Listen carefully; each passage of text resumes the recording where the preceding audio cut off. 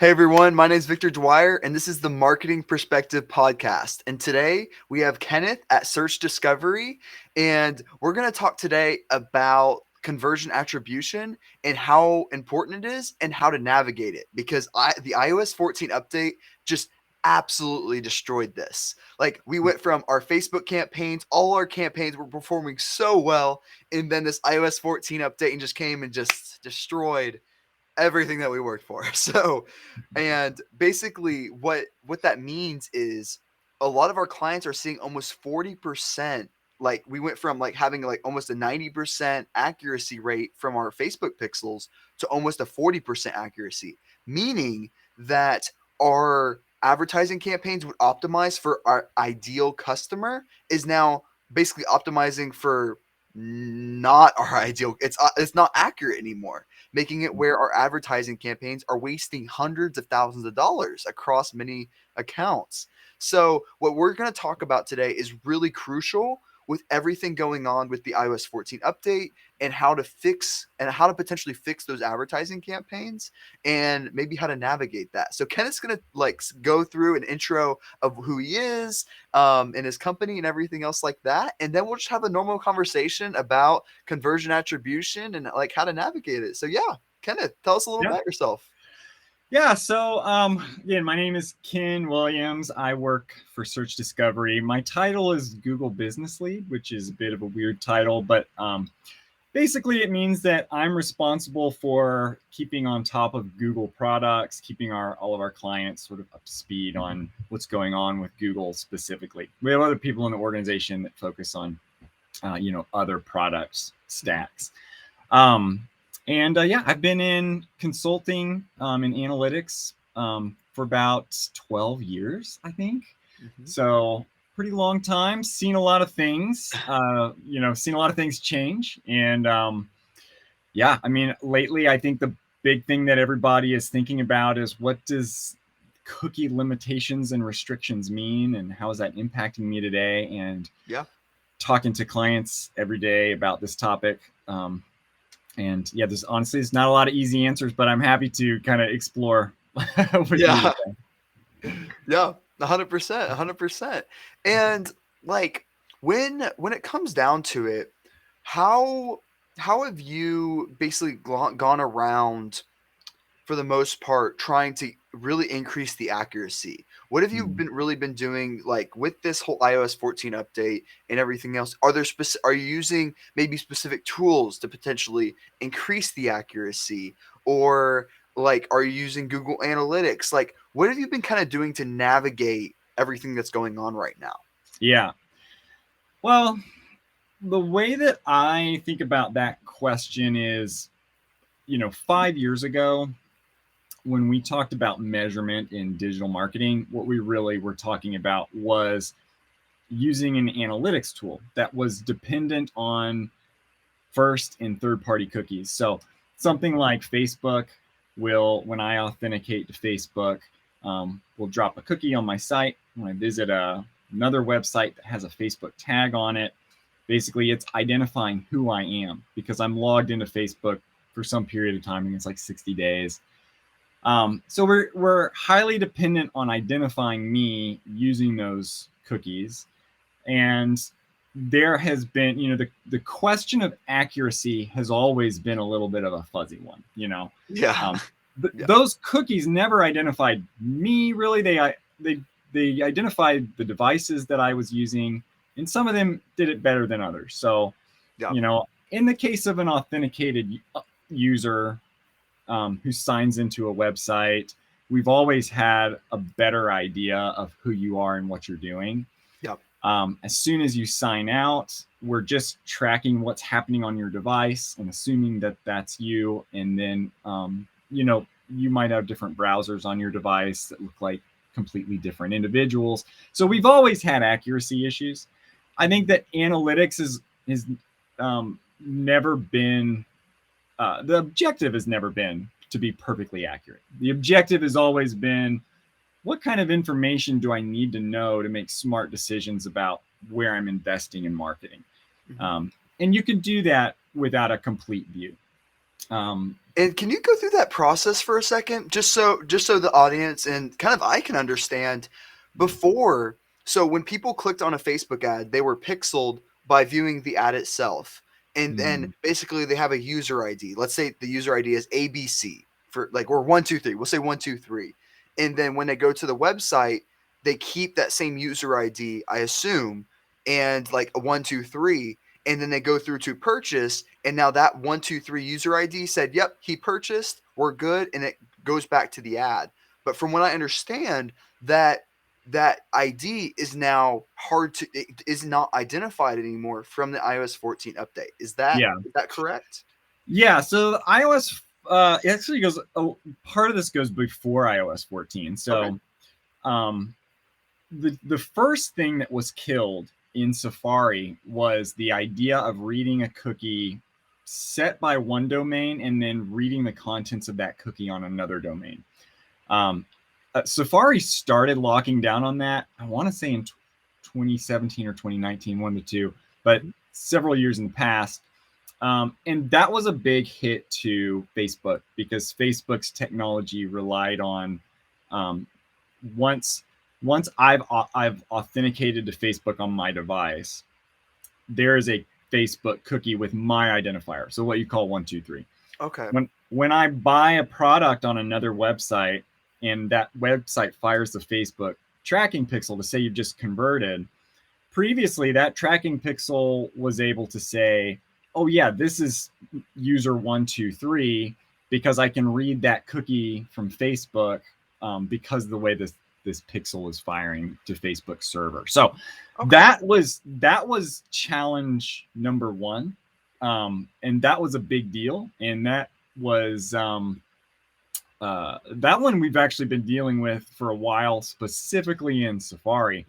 What iOS 14 did, though, is it also clamps down on other types of browser storage, which impacts tools like Google Analytics. So Google Analytics and Adobe Analytics, any analytics tool, historically has also written a cookie to recognize a user. Yeah. And then if I leave the site and I come back, it knows, oh, this is the same person, so returning user. Even if I'm on a website in a session and I go page to page, cookies are used to make sure that we remember as you cross pages that you're the same user. iOS 14 limited the duration of those cookies to 7 days. The industry standard before that was 2 years. So that means that if I visit a site and then I leave for 8 days and come back, that second visit, I look like a brand new user who's never been there before. Wow. Yes, and that hit November 2020. I believe is when that rolled out. So that's been going on, for a while now, and that's just Apple's updates. You know, there's a lot different stuff happening with Mozilla and with Brave in particular, but other browsers as well. Mm-hmm. So so that's kind of the technical, like what's going on. Yeah. To answer your first question about accuracy is getting worse. No. It was never great. It was always dependent on cookies, and cookies are never perfect. It was never great. It's definitely getting worse. There are things that you can do to improve accuracy. The way I think about it is, I kind of bucket measurement in my mind into two categories. On the one hand, you have attribution, which attribution is attempting to identify the behaviors of individual users and tracking that over time. So then when somebody converts, you can say, here are all the things that led up to that conversion. Mm-hmm. The second category is incrementality. So that's when we're measuring things like, I spent $100 and as a result, I generated 110. So I got a $10 incremental lift in my marketing. That's done completely irrespective. It doesn't require cookies. It's not dependent on cookies. It's not impacted by anything happening. So I think that's becoming more important. Yeah. If we just hone in, though, on the attribution side, the biggest announcement has been Google Analytics 4's announcement to apply modeling to their data to try and repair what's damage has occurred within the from limited cookies. So right now that's called conversion modeling, and there's another like feature rolling out soon called behavioral modeling that's very similar. Yeah, and I want to like kind of clarify for the users. There's a difference between attribution modeling and like conversion modeling. From what I understand, that like attribution modeling is like showing exactly what's going on, and conversion model and then like conversion modeling is like the predict no that's predictive. Is that predictive modeling? And then like where it like assumes that exact analysis is something like that, right? Yeah. Yeah. Yeah. No. So Yeah. you're on the right track. Yeah. So an attribution modeling is attempting to take credit for some type of conversion and split it across all of the things in a user's past that led up to their conversion. Yeah. So, really the way that this works is if I am using an analytics tool, that tool will be able to see, based on these cookies, I came to the site originally through, paid search link. 20 days later, I clicked on an organic search link, and 10 days later, I came directly and I bought something. Yeah. So I spent $100 when I bought something, and the question is, how do we give that $100 credit to those first channels that brought you to the site? Like that paid search channel played a really important role. It's really hard to acquire new customers. That was done through paid search. So some of that $100 credit should go to paid search. Maybe some of it should go to organic because that user potentially was like ran across you and you resurfaced in their mind because of your organic rankings. So attribution takes that $100 and it'll say, let's give $33 credit to paid search and $67 to organic, something like that. Yeah. Conversion modeling is completely different. Conversion modeling is really more fundamental than that. I would say that attribution modeling sits on top of your conversion modeling data. So it kind of provides the data set for attribution modeling. Okay. So if you imagine that scenario I just gave, where a user comes to the site first through paid search, then through organic, then direct. We know that in Safari, if the distance between two of those sessions was greater than 7 days, we actually think you're a different user in the analytics tool. So that's the problem conversion modeling is trying to fix. It's trying to recreate that path that you probably came through. And they do this by taking the users who have high quality data and separating them from the rest of your users where we know that you've got data quality problems. Okay. They apply some machine learning modeling to say, based on the good quality users, this is what we think is actually happening. Mm-hmm. So you have observed data, which might tell me I have two different users, one that came through paid search, another one came through organic and direct and made a purchase. But the reality is we think that's one user who did that whole path. And so, they're kind of trying to repair that. That is the data foundation. When conversion modeling is complete, the attribution modeling then comes in and looks at and tries to divvy out credit. Okay. Yeah, that makes sense. So when it comes to tracking, like it's really important to have a channel level, like even like ad level, like say when you optimize your Facebook ads, it's really important to know which like ad set, which creative, because you don't know which creative is doing the best if you don't really use attribution. You like there's no room for optimization because you don't know what's working and what's not working. Yeah. So that's where we started using server-side optimization, which kind of goes around that, it basically uses the customer data on the back end and submits that like their email and like all their name information, submits it to Facebook, and it attributes it based off of which ad they clicked on, essentially. Yeah. And that's what we've been using a lot on our Facebook ads, is basically a lot of server-side optimization to kind of get that going. But like, what what are you primarily using Google Analytics to do all your attribution and conversion modeling, or are you using another, like I've done a lot of like research on like attribution tools like ruler analytics. Elevar is a good one if you want to improve like accuracy rate and things like that. But like what what are your main analytics tools that you've been using that have been helping you make informed decisions? That's a great question. I'm biased. I'm the Google business lead. I go very deep into Google Plus. Consulting a long time. Worked with a lot of other products. I have a ton of experience with Adobe Stack as well. I think to the first part of your question, what I might say is there's you might think of this as three different levels. There's a very fundamental base level of trying to understand who a user is, and there are tools that we can use to be better or worse at that. So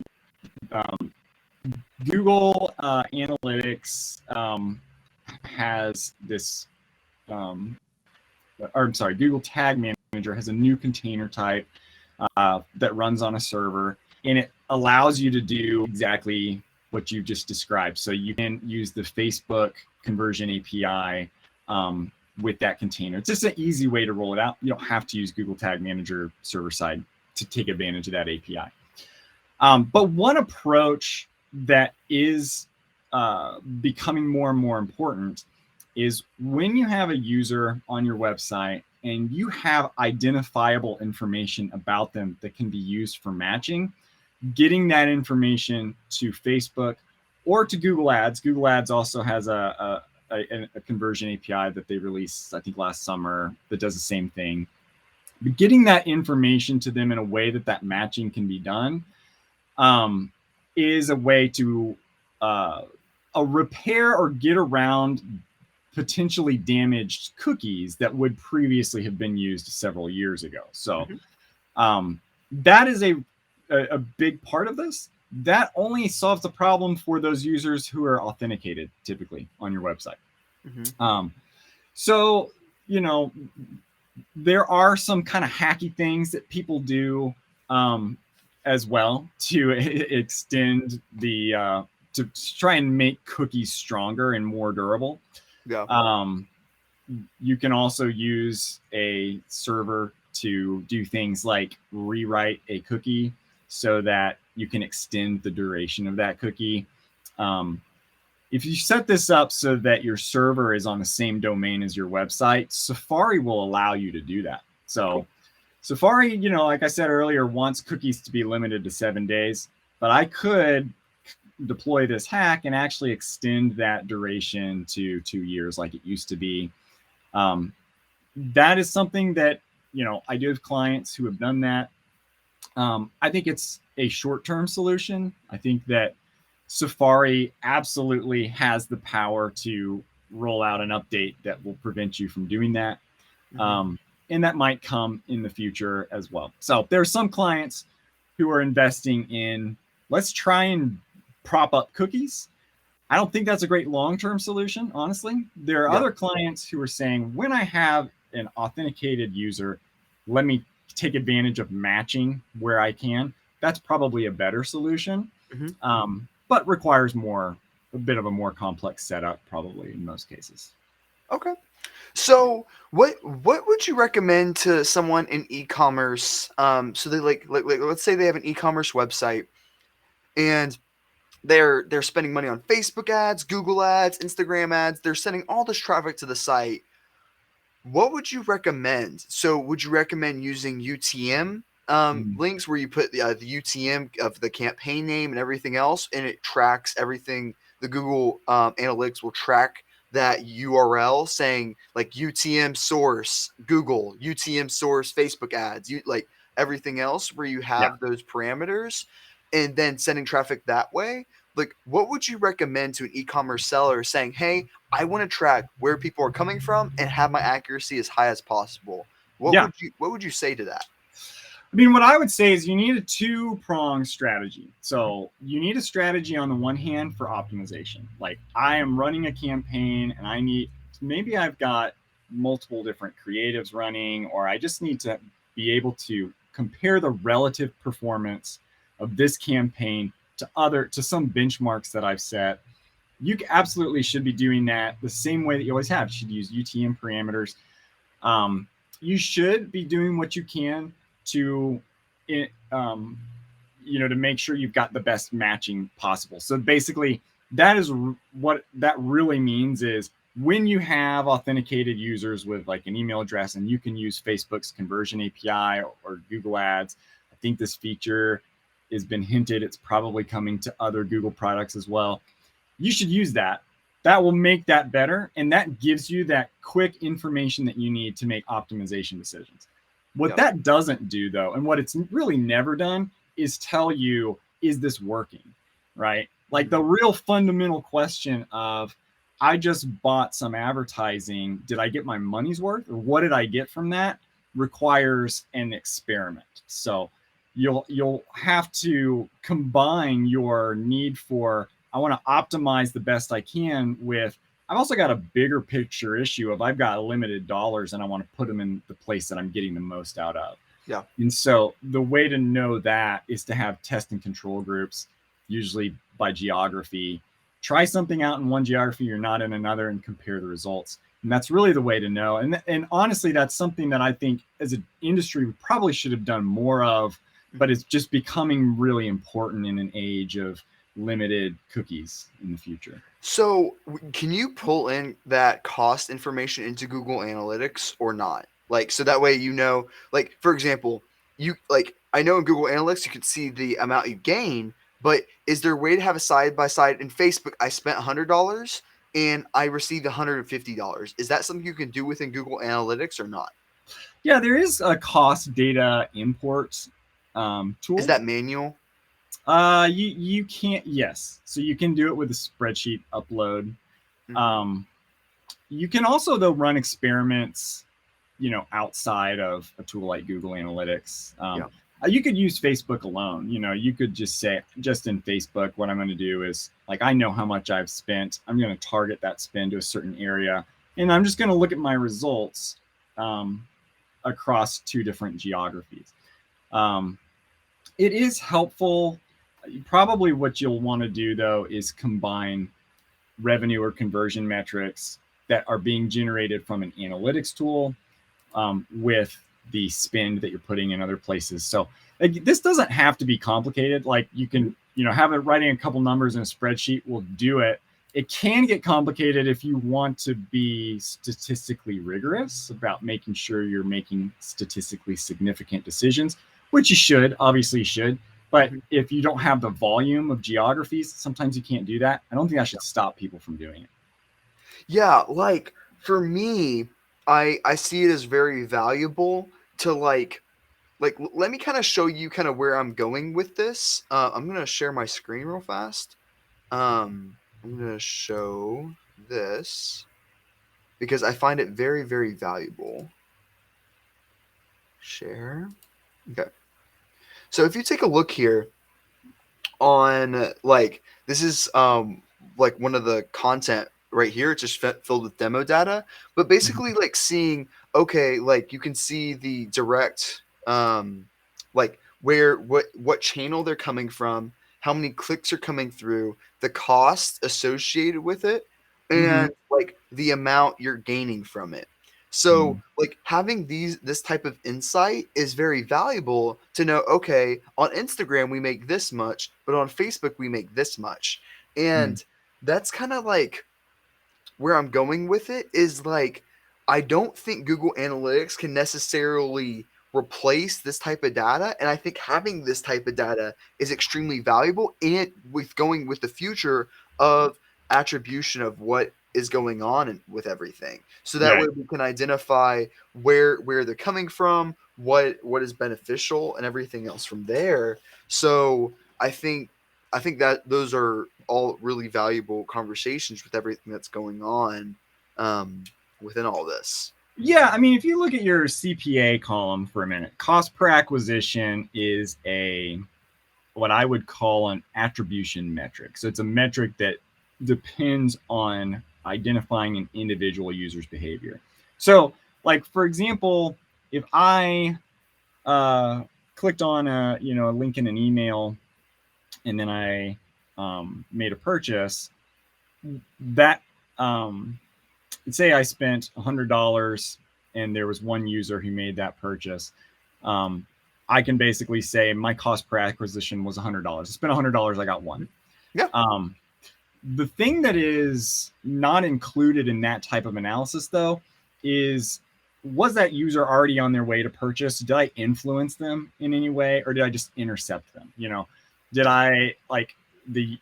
I know a lot of people like to give this grocery store analogy of I could stand up at a cash register and as people are checking out, hand them a flyer that says you should buy potatoes. And then anybody who bought potatoes, I said, I'm attributing that purchase to me. They could have already been on their way to buy potatoes. So like that's a challenge with this type of attribution. Yeah. That doesn't mean this is bad. Like you definitely need this. This is useful for comparing the relative performance of everything you're doing. Yeah. But it doesn't answer the question of, had I not handed out that flyer, how many potatoes would have been sold yesterday, Yeah.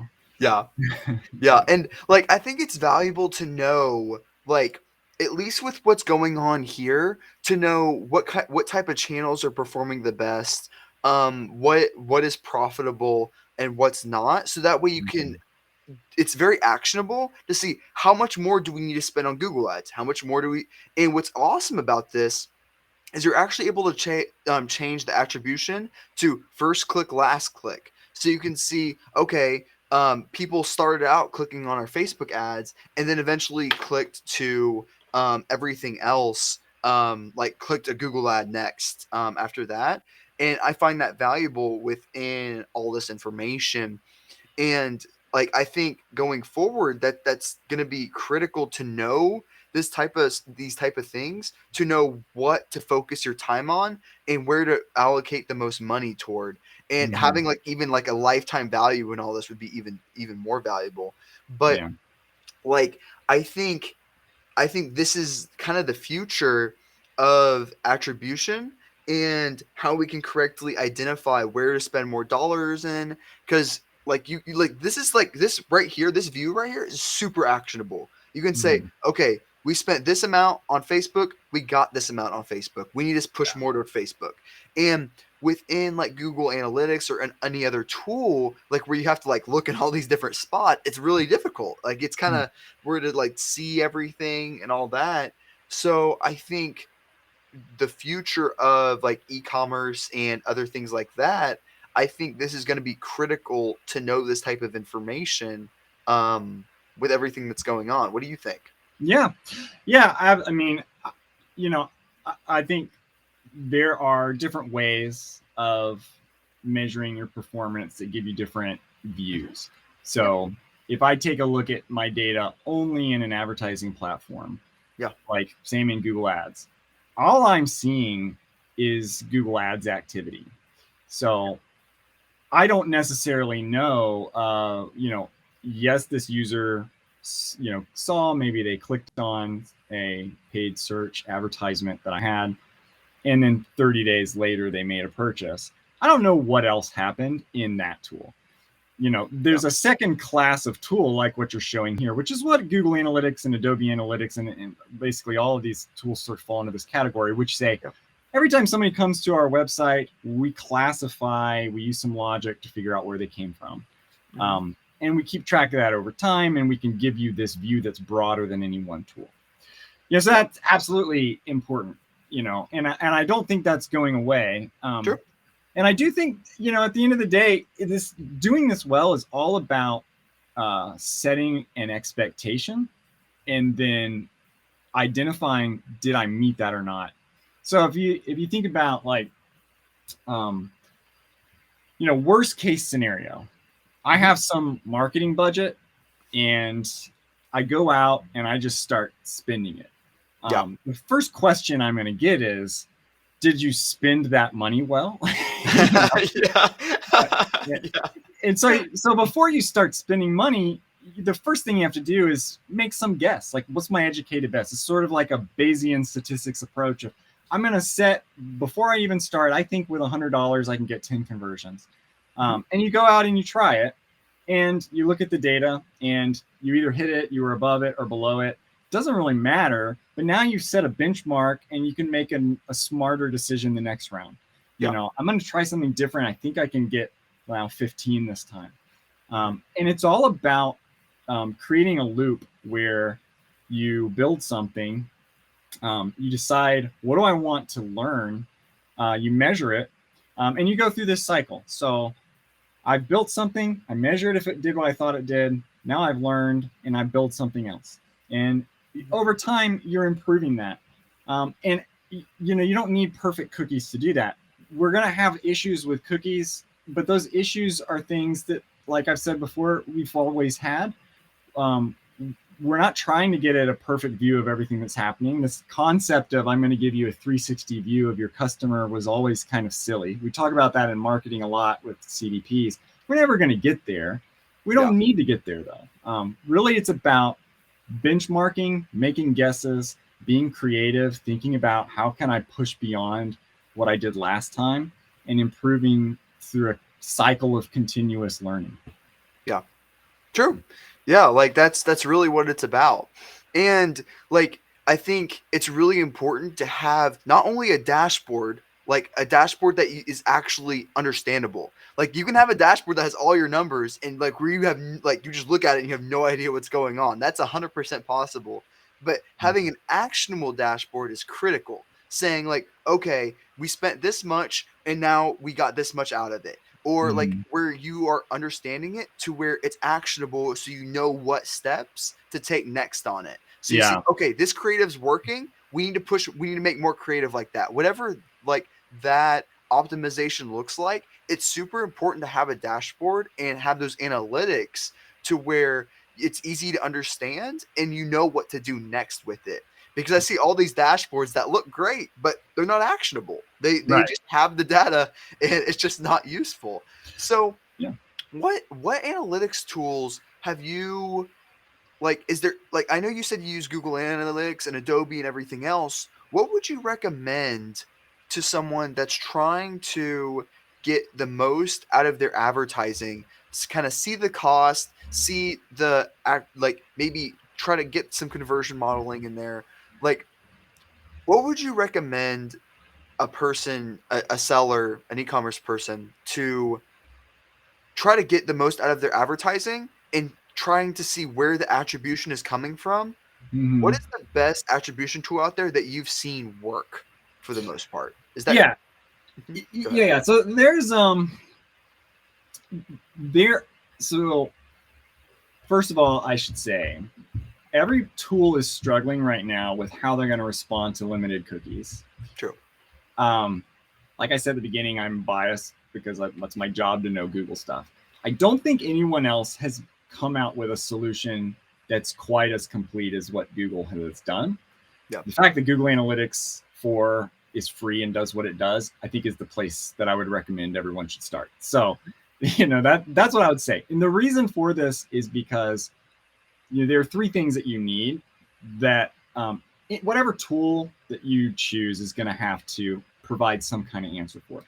The first one is, how are we identifying users in a world where we know that there are cookies that are being deleted and cookies that are completely blocked and some cookies that are being consented out of? If I have a cookie consent tool.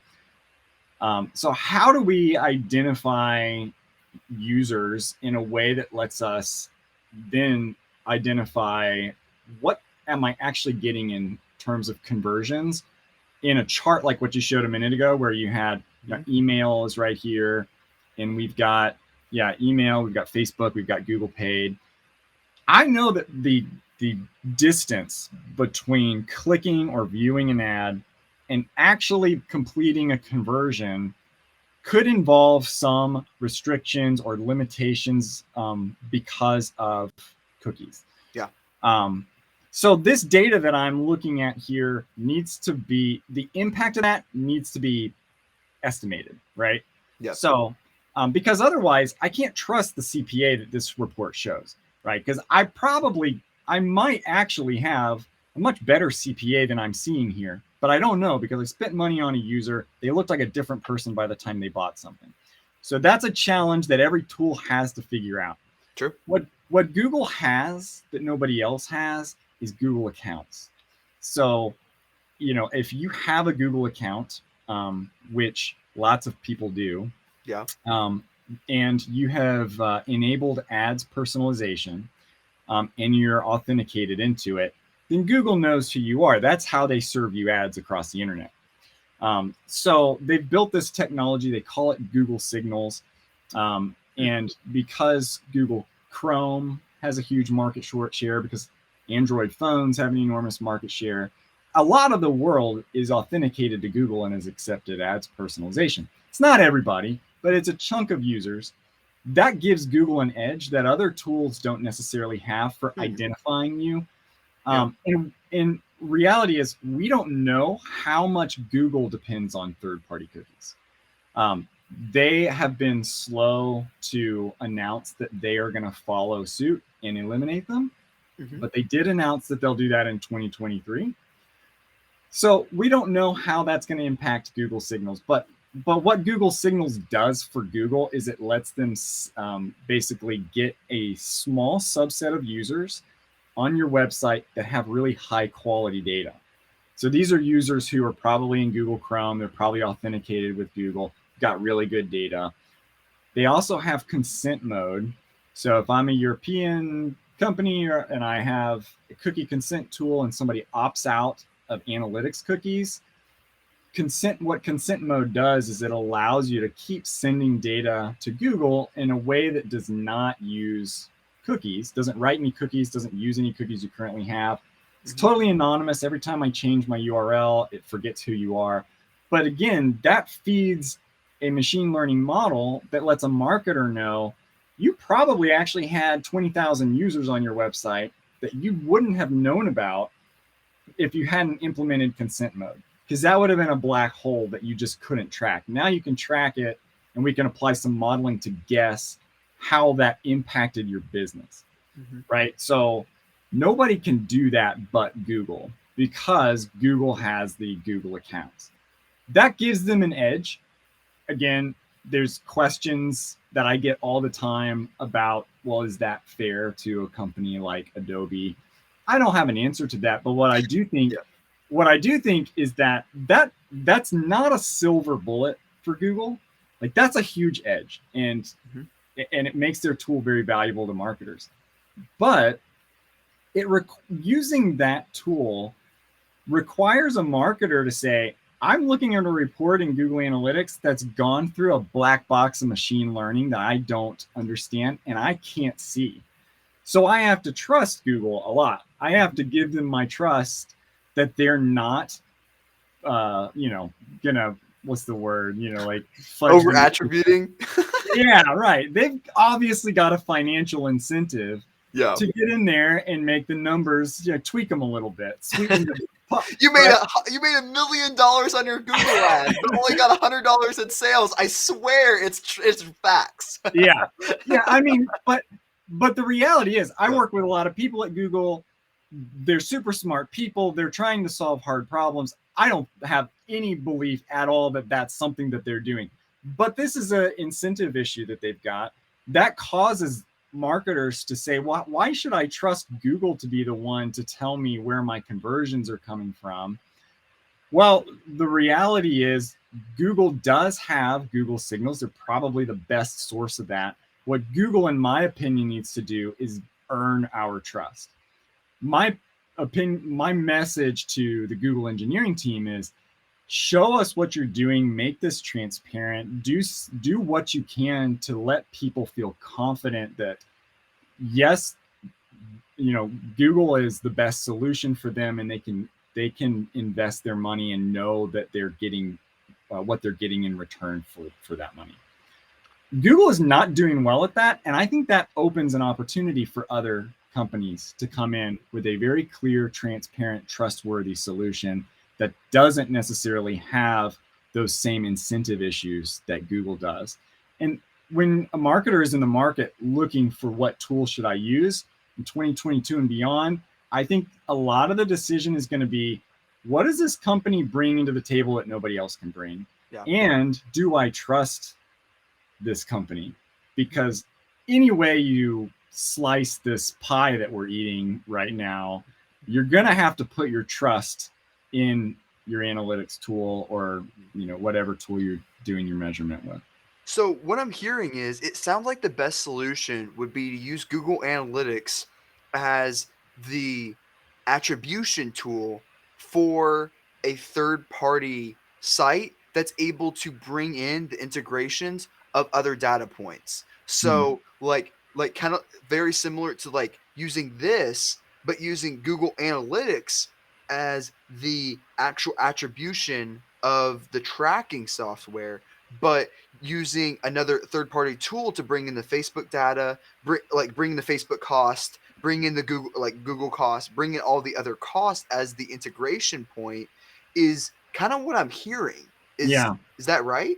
Yeah, I think it is. So what Google can do that you can pull, that you really need Google for, is identifying those conversions. Yeah. And sort of offset, improving my attribution data, like improving the data that I get that relies on cookies. To your point though, there are gaps in that, and cost is a huge one. So being able to pull that data together can be done in a simple way. There are tools like Supermetrics that let you, in a Google sheet, pull data from all your channels and analyze them. The enterprise way to do this for a large company is to use the Google Cloud Platform, which if you have Google Analytics 360, or if you have Google Analytics 4 and you have a small volume, so under 1 million events being generated a day, you can have that data pushed in a somewhat, not completely, but a somewhat raw format into a database that you can run SQL queries against. You can create, you can plug in tools to pull data from Facebook or pull data from Google Search Console and run analysis. It's cross channels and that kind of thing. So yeah, that Google Analytics alone does not solve the whole problem. It solves a pretty important foundational piece of it, but there is a bit of a like data engineering integration component that you need to do, which can be, again, a Google sheet, or it can be really sophisticated. Okay, so question. This is going to be like a very complicated question. I'm trying to phrase it in my mind. Okay. So first of all, first question, is there any way to automatically import the data into the cost data? Because it seems like there'd be a solution like this already, to automatically import the cost data into Google Analytics. Is there not a solution out there like that yet? Like, or does Google make you pay for the 360, the $1 billion thing, in order to do that? No, there are solutions for that. I haven't seen any for the new version of GA, just because it's only a year old. They probably are around. The thing that you'll have to do though is be careful about where your data is, and where all the places that you have that cost data, because there will be point solutions that are built by not by Google and not by Facebook, but by third parties that help you do that data transfer. So I mentioned Supermetrics before. There's another one called Fivetran. There are companies who are really good at, all they're doing is they're using the APIs. So I'm going to send an API request to Facebook, and it's going to tell me how much you spent by campaign. And then I'm going to upload a doc into Google Analytics. And as long as you have those UTM parameters set where your campaign name is the same in Google Analytics as it was in Facebook, it can use that as a join key and import all the costs. So that's how that works. But yeah, those are on the market, for people who need them, especially with the old version. Yeah. So like there's one thing like attribution, like where it like you're able, that's just for reporting, but it's also important to communicate back to the original software it came from, like Facebook ads, so that way Facebook can optimize and communicate back. So it sounds like You can either do that through like Facebook site itself or Google Tag Manager, so that way it communicates back to Facebook or Google or Instagram, whatever it may be. But like what I'm hearing is you can use Google as the tracking software to track users. And then you can use a third party to pull in the cost and the tracking information to know how much you made per platform. And then you can use server side optimization to doing the actual the actual optimization of those campaigns. That sounds like the holistic. Did I get that right? Yeah, Yeah. I think so. You know what? Can I share my screen? I Yeah. actually have a slide that I think might help clear this up. Okay, one second. I do not think I have an option to share my screen. Let me see if I can do something. If I can't, that's okay. I can. Is there not a share screen button right there? Like right there? I have mute, disable camera, or settings. I don't have shares. Let me see if I can do something real fast. Oh wait! I found it. Perfect. I'm in. Cool. Okay, so this chart is something that I've been using with a lot of our clients. Okay. This is intended to show you the larger measurement story, right? So again, I say that I have multiple channels that I'm working with. I've got a budget that's spread across those channels. And my goal, I've got two goals, I would say. One goal is I need to know these larger questions like I mentioned earlier. Like, am I getting a return on investment that's positive? The second goal, though, is how can I optimize and improve where I'm doing, improve who I'm targeting, improve my messaging, content, all that.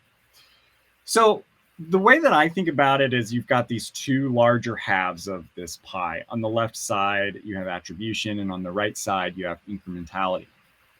Now, the left side is really what we're talking about today. Yeah. The foundation of that is server-side tag management. And that I would also what the server does is allows you to have a secure connection between your website or your mobile application and your vendor like Facebook. Yeah. So you can actually pass information that would otherwise be private. And you can do that in a secure way. It can be hashed. You can have the personally identifiable sort of nature of it removed by using different types of ways of encoding that. So that allows you at a very foundational way to say, I'm now recognizing these users.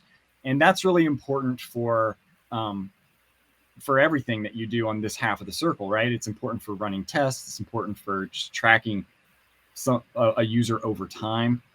And then on top of that, so you've got server-side tag management, you've got hashed user IDs, which is being able to say, once your users are authenticated, here's how I know who you are. Then on top of that, you've got modeled data repair. So you still have issues with data. Yeah. We know that even using a server-side solution isn't going to be complete, but what we can do is apply some machine learning to help repair where we know that there are issues. On top of that, you do your aggregated data analysis. So aggregated data analysis is what you just showed. I now can pull together a chart that shows me all of my marketing channels, how much I spent on them, how much, how many clicks I got, how much revenue was generated. User analysis is where I put customer data platforms. So that is where I actually want to take that information and show it at a user level so that I can build segments off of it. That's things like I want to figure out what product are you most likely to buy next, or run a propensity model on should I be spending money on remarketing to you or not? Let me figure out what the probability is of you buying. That's all in that user analysis bucket. So this whole left half of the pie is all about trying to figure out as accurately as we can what are individual users doing, Yeah. and then analyzing it. And that the benefit of that is it lets you make those quick decisions. If I've got multiple campaigns running, I can see, oh, my CPA is doing well, it's doing poorly. I've got a return on ad spend that's in the range I expect it to be. You're optimizing against those metrics, and you need to do that in a quick, sort of regular basis. The whole right side of this is activities that are important to measurement that have nothing to do with cookies. You can do media mix modeling where all I'm doing is saying, in the month of June, I spent X amount of dollars. How many conversions did I get? In July, I spent a different amount of money. That changed the number of conversions I got. So it's not looking at individual users and as they navigate the internet, what are they doing and using cookies for that. It's just looking big picture. What am I getting when I spend various amounts in various channels? On the top side, we've got brand lift studies. We've got randomized control trials, which is just a way of doing a test for something very specific that you want to know. Yeah. Like you might say, I spent $1,000 in Texas last week and I got a pretty good return on ad spend. What if I spent 2,000? Would I get the same return, or does it have, does it kind of plateau over time? You'd use a randomized control trial to run an experiment like that. So I really think that the bigger picture here is that marketers are going to have a lot of tools, right? You probably don't just have one chart or one dashboard anymore. You've got a bunch of questions. That are really important. You've got different tools to answer different questions. Yeah, no, that's great. And that makes a lot of sense. So like, I guess when it comes down to it, it's very it's a very complicated. It really is. I'm using every single brain cell in my brain to like comprehend what you're saying. I really am. And because I did a lot of research behind this because it's extremely important and to kind of like increase this. So question for you, when it comes to like Google Analytics, do you just install your Google Tag Manager and then like just have that integrated with Google Analytics, or do you install both Google Analytics and Google Tag Manager? Do you install both, or do you just install one and go from there? Yeah, it's one or the other really. So you can Google. There's two ways to install Google Analytics. You can install Google Tag Manager, and then you get into Google Tag Manager and you add Google Analytics. And if you do that, that's kind of the preferred way. I do that with most 99% of the clients I work with. If you do it that way, there's one thing on the website, there's one block of code, and then you have a lot of control over what that code is doing. You have a little user interface where you can say, let's fire Google Analytics, but let's also fire Facebook tags and Google Ads and floodlights and whatever you're using. The alternative is to have JavaScript on your website for every tag that you would like to use. So if you're going to do this, say that all you care about is Google Analytics, probably don't need Google Tag Manager. You could use just the JavaScript for Google Analytics, and it's called the global site tag. It's what you use, or the G tag. So there's a little JavaScript snippet you copy and paste in the top of every page of your site, and that's basically it for the basic tracking. And you can do, you have a lot less flexibility. Anytime you want to change something, you have to get in and change the JavaScript. So, I don't do that very often, but, every once in a while there's a reason to, and you use that too. Yeah. So when it comes down to it, it sounds like Google Tag Manager would be the best way to approach that situation. And what do you see in the future with everything that's going on? Do you see it like us continue? Like, do you see yourself continuing using Google Analytics? What are some future plays in here to like really start attributing this in the right way to really make some informed decisions? Like with your current clients now, do they usually use the broad spectrum? Do you go granular and try to find channel by channel? Like what are you doing right now to help clients attribute sales accordingly? Are you just looking at big picture stuff? Are you looking at channel by channel, creative by creative? Like, I'm just curious, like, what are you doing right now?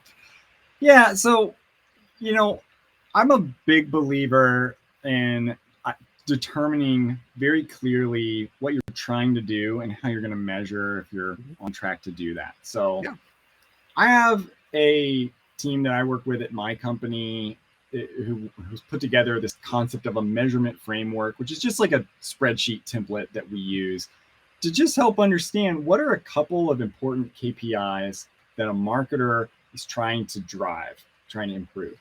So if I, and you know what, actually, forget I said KPIs. What are the things you want to do as a marketer, right? As a marketer, your job is product, price, place, promotion. I don't know, I was in business school a long time ago. Yeah.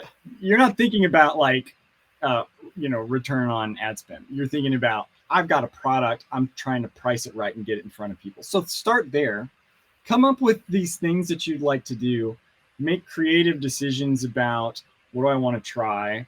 And as you're thinking through that, um, put a plan around how am I going to know if I'm being successful?